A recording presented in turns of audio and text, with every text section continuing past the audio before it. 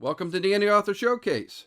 I'm Chad Robert Morgan, and that's it. Let's start by addressing the elephant in the room. Did I just call myself fat? I'm not quite the size of an elephant, but I'm getting there. Alex is right now no longer with the podcast. He came down with a severe case of being 17. So when we first started the podcast, I told him this was going to be a commitment. What do you think about this? Do you think it's yeah, it sounds like a great idea. It sounds like a good idea. And after a few weeks of doing it, he's like, yeah, I don't want to do this anymore. And I said, but we made a commitment. We're telling people that it's out there. We're trying to build an audience. It's not going to happen overnight. We have to stick to this. Well, he has been increasingly unwanting to do the podcast. And if you watch some of the episodes, you're going to see his attitude really drag the show down because he didn't want to be there. And it was just getting to be a bit too much to deal with. It was always an argument to try to get him on the show. And he would always say, the only reason I'm doing the podcast is because it would be, pathetic to see you up there by yourself. And I started thinking, it's like, well, the only thing more pathetic than that is dragging your teenage son so people can watch him mope for 30 minutes. I had been searching for a replacement co-host for a few months now and not found anybody willing to take the job. I guess I'm that horrible of a person to work with, I guess. I don't know. I'm hoping that in the future I will have a nice Rolodex full of indie authors from various genres that can help co-host on like a kind of a guest basis. Like if I'm doing another vampire book, I can have my friend Scott Harper or Dicey Grenner come on and co-host for that book. If I'm doing a sci-fi book, maybe have Jeff Cheney come in and help with that book. If it's kind of a paranormal romance, maybe have Cynthia Diamond sit in on that review and have her review the book with me. So that way the book is being reviewed by somebody who's a fan of that genre, as opposed to what we've done in the past, which is just basically me and my son hacking our way through any and all genres, even if it's not really our flavor. One consideration I had was, should I continue the podcast? I really enjoyed doing this with my son. And if you see some of the episodes, you'll see that, we had, I thought we were having fun with it. There were times when there was one where he did this whole thing about like Harry Potter and Star Trek are the same thing or some weird thing like that. He just went off on this odd tangent. It had nothing to do with books, but I let him run with it because he wanted to do it and it was funny. It was fun. We've had a lot of good laughs doing this thing, but the laughs have been fewer and fewer. So it really hurts me. I'll be frank that I will be doing this at least in the short term by myself, and even in the long term, I'm probably not going to be doing it with my son, who just doesn't have an interest in this. But then it gets back to the question: should we end the podcast? And part of me really wants to.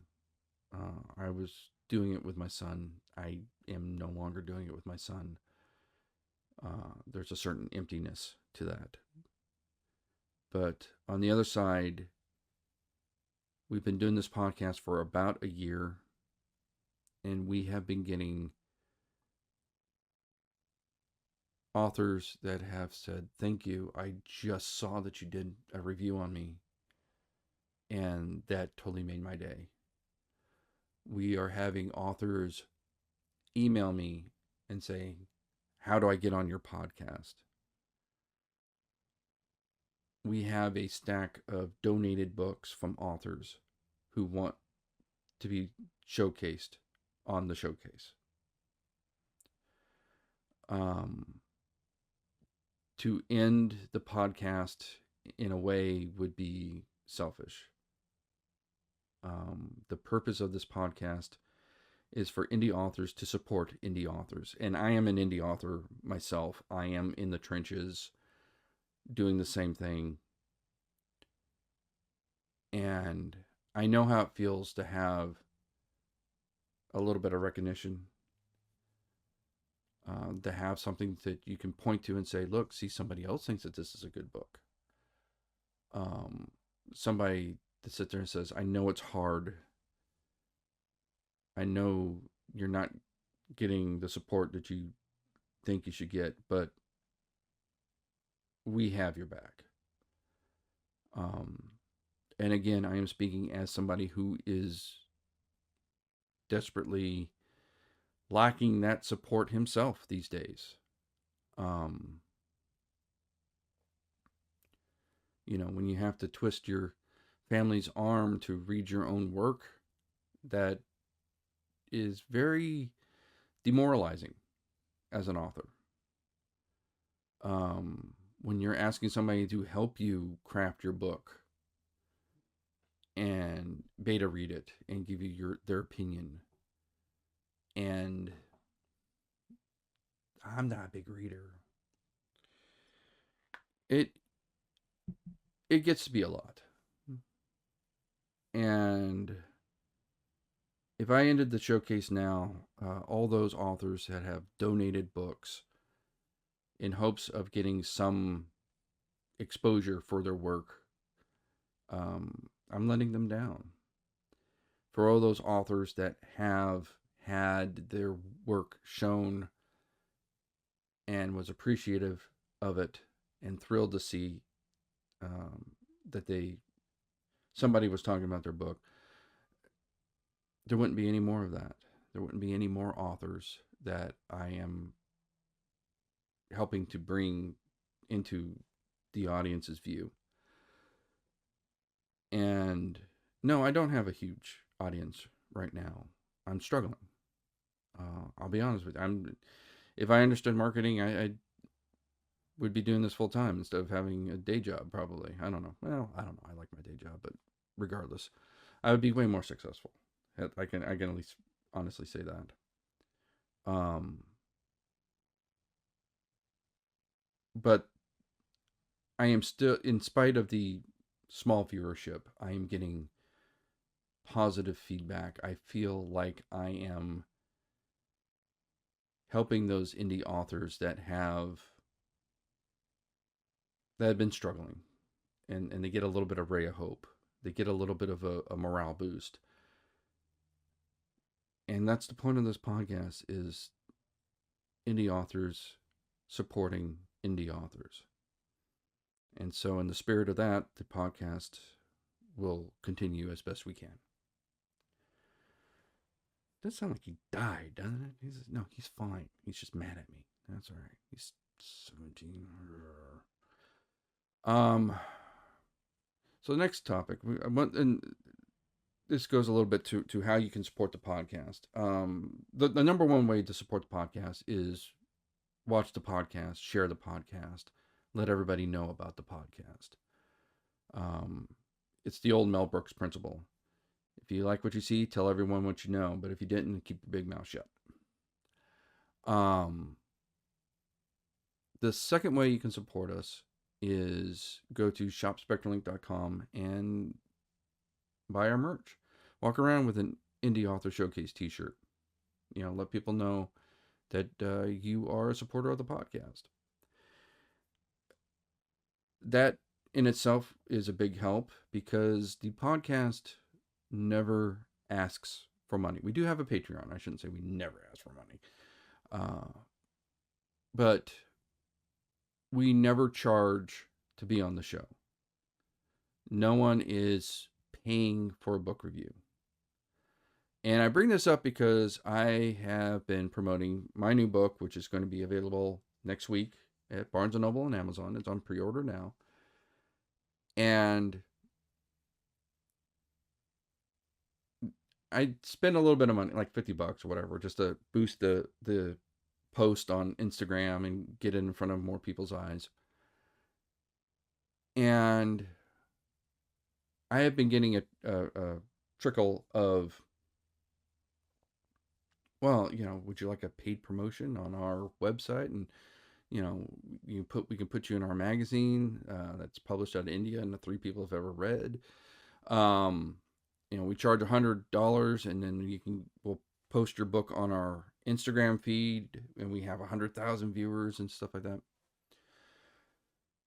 Some of these people I'm sure are legit. Some of these people I'm sure are scams. I'm not sure what the ratio is. Some of them are small people that are wannabe influencers, kind of like myself, that are just trying to build an audience. It's not.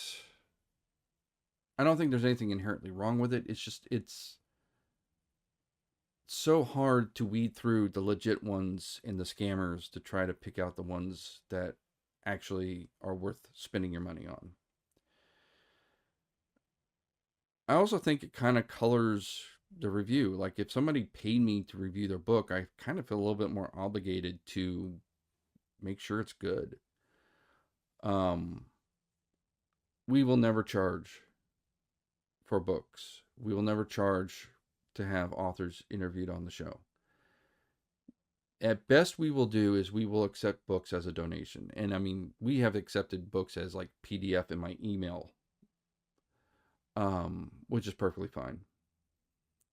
It doesn't have to be a hard copy. It doesn't have to be anything that costs the author money. But it does. That in itself is a big way to support the podcast, because if I'm paying for them out of pocket, there's only so many books I can buy because I do not have unlimited funds. Books that are donated go to the top of the TBR list. I feel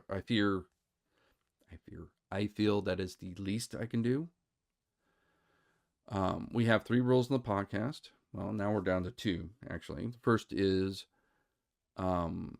you have to be an indie author or small press to get on the podcast. Stephen King doesn't need the help. The second rule was no hardcore erotica, but that was because I was doing it with my teenage son, who is now gone. So that rule might be lifted. Still not looking to basically review stacks and stacks of Penthouse Forum, but it does allow us to be a little bit more adult with the content if we choose to. So, and in fact, there is one really good erotica book that I did read recently that I might revisit for the podcast, especially if I am behind on my reading and got a show to do. So I might pull that out of my reserves, if you know what I mean. The third is we don't bring a book on the podcast just to tear it down. If you have your book on the podcast, you have reached a certain quality bar. There has been a couple times when I've gotten a book and I'm just like, this really isn't all that great. And I'm not going to bring it on just to say, yay, great book, yo. No. I am pretty generous, right? Like, it's got to be pretty bad. In fact, there's been 1 or 2 books that I have reviewed that were kind of on the fence, to be honest. But in the end of the day, there was enough. There were more things right with it than were wrong with it, and I went ahead and rolled with it.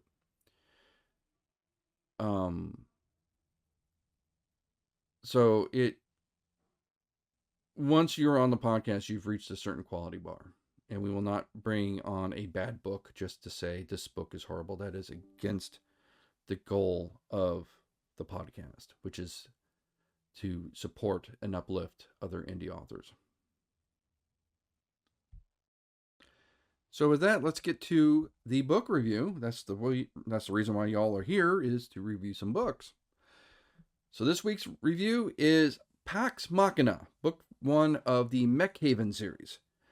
This is written by Greg Sorber, Sorber. So the plot of this book, it's basically, it's a sci-fi book. We're in the future. Earth is kind of trash, so everybody left, spread out, colonized the galaxy, and humans did as humans do. They formed different factions and they went to war. And in this war, they developed sentient machines to fight their war for them, or at least with them. That war is over, and they decided that these sentient machines are too much of a risk to just hang around and start the war all over again. So they created a place for them to retire called Mech Haven. So War Machine, doesn't matter what faction, shows up on Mech Haven. They claim Pax Machina, which is basically saying, I want amnesty. And they get disarmed. They keep all their mental facilities. They don't get their memory wiped like C-3PO in Star Wars or anything like that.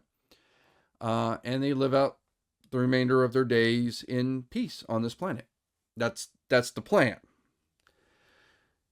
So as the story starts out, we have this big giant, well, no, not really giant, but this big powerful rare mech called an Archangel shows up. He's damaged. He claims Pax Machina, and this sets up the events of the story. Overall, I liked it. There were a lot of different mechs, a lot of different types of mechs, a lot of mech battles. So if you're looking for good old-fashioned, robot on robot carnage, this is definitely your book. I was listening to the audiobook. That's why I don't have a book to hold, because it's on Audible.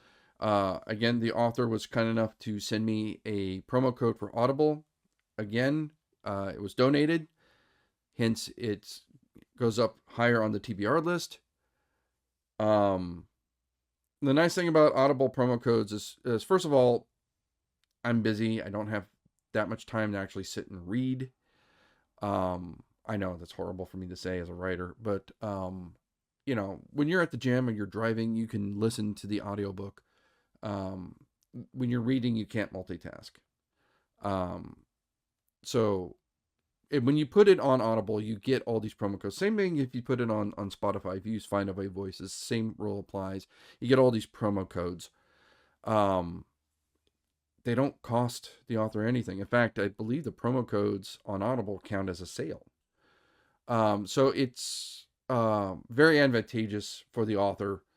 Send out a promo code, cost them nothing, actually boost their sales count. And I get to listen to it while I'm at the gym, or while I'm driving or something like that, and it's great. The audiobook was very well produced. I will say that. The one thing I found a little bit annoying on the audiobook is there wasn't any kind of pause between chapters. And what I mean is like, oh, and Misty comes around and says, oh, that's going to really hurt us later, chapter 5. It would have helped if there was a bit of a breath. I mean, that might be just more of a pet peeve of mine. I do that when I'm editing my audiobooks. I like some sort of audible cue to know that you're going from, like if you're doing a scene cut, right? Like it wasn't bad enough that I got confused or anything like that, but just when I do a scene cut in a chapter, I try to have a little bit longer of a pause, to kind of signify to the reader, we have shifted scenes. But that's, I think, more personal taste for me than an actual critique. I think my only, I'm trying to think of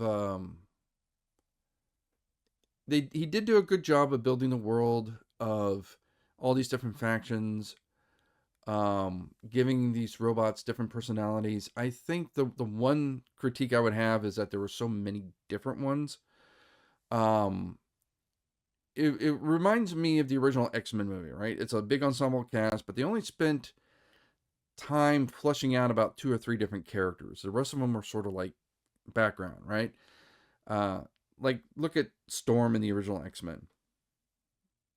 2-dimensional character. She was cool. She was badass. She looked awesome.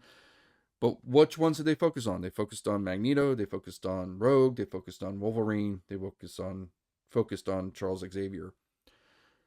Cyclops, Jean, um, very two-dimensional characters in the original X-Men movie. And that kind of worked, right? Because it's like those were the characters we need to focus on. The other guys were basically supporting characters. That's fine.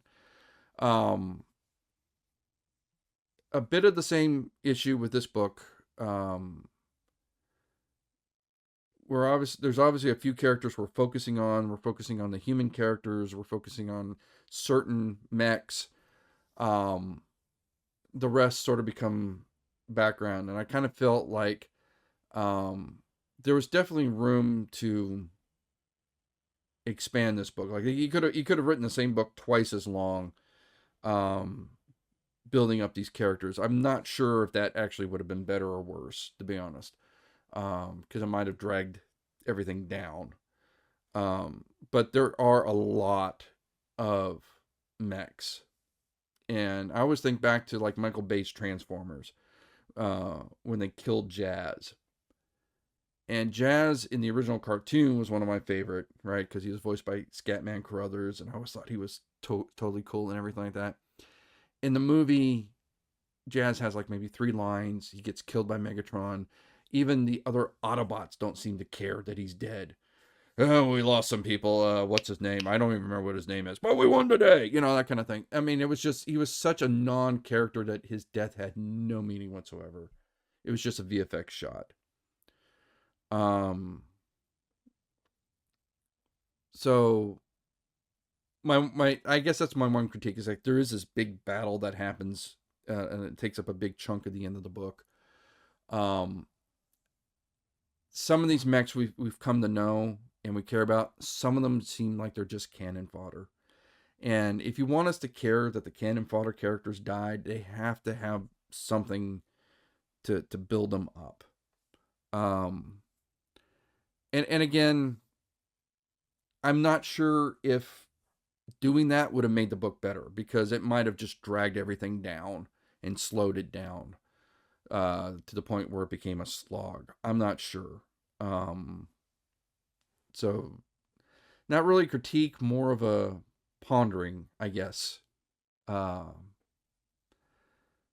yeah, that would be probably my one head scratching, possibly, critique of the book. It is a big sci-fi robot on robot gladiator battle. And if that's your forte, you should love this book. A lot of robot carnage. So that's the book review.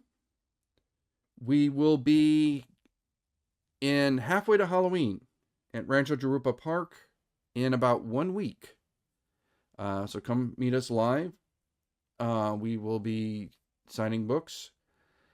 Hopefully, if it shows up on time, I will have at least paperback copies of my new book, Fear.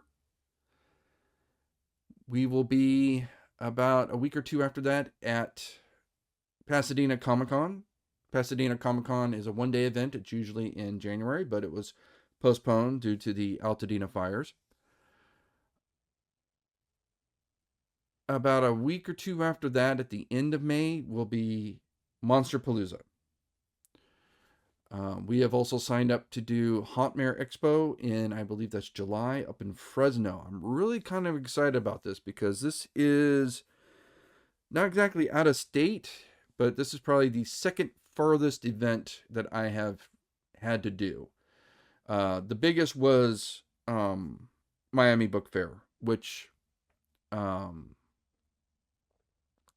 was, I don't want to say it was a bad experience, because the event runners were fantastic. They were great. But just the hassle of traversing across the country, the weather, everything like that was just a bit much. The people running the event were fantastic. I'm not trying to diss the event. Just, I think it would have been better if I was a little bit closer. It would have worked out better for me. That's the furthest I've done, and I don't think anything's going to top that unless I wind up booking an event in like Australia or England or something like that.